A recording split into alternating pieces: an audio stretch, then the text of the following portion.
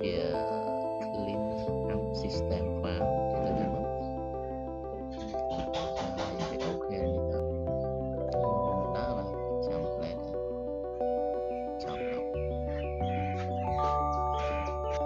ទៅវាដល់ចប់ហើយយើងទៅរកមើលវា